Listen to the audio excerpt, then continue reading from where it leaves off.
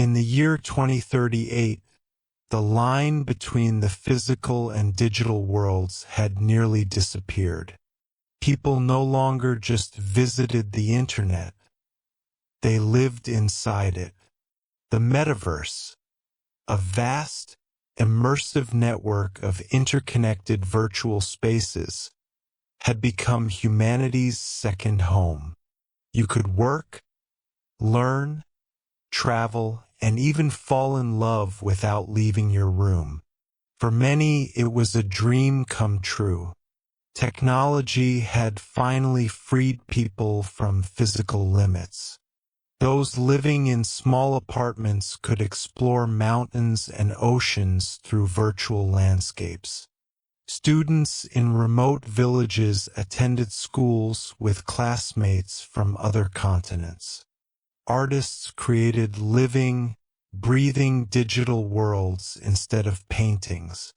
But for Maya, a philosophy student, the rise of the metaverse raised deep questions. She admired the creativity it unleashed, yet wondered what it meant for human identity. If you could change your body, your age, and even your history with a few clicks, who were you, really? When she joined a seminar on ethics in the digital era, her professor said something that stayed with her. The metaverse doesn't just reflect humanity, it amplifies it. As she explored different virtual environments, Maya began noticing patterns. People built perfect versions of themselves but often felt lonelier. Virtual beauty replaced genuine emotion. Friendship became interaction, and meaning began to fade behind filters and code. The technology promised connection but sometimes delivered isolation. A year later, Maya worked for a research company that studied human behavior inside virtual environments. Her job was to observe how people used freedom when there were no rules of reality. The findings were fascinating. Some users became kinder and more creative. They built communities, shared knowledge, and supported one another. But others lost themselves. In one project, Maya met users who spent 18 hours a day in the metaverse. They said it felt more real than the outside world. In here, one told her, "I can be who I want to be. Out there, I'm invisible." That confession haunted her.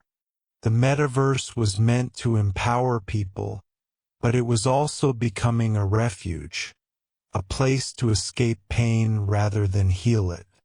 Economies had also evolved.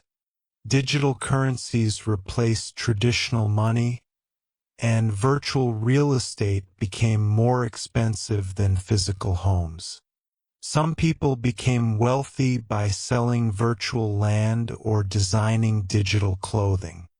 Others fell into debt trying to keep up with an illusion of success. Society was changing faster than ethics could catch up. Maya wrote in her research journal, "When reality bends to desire, truth becomes optional."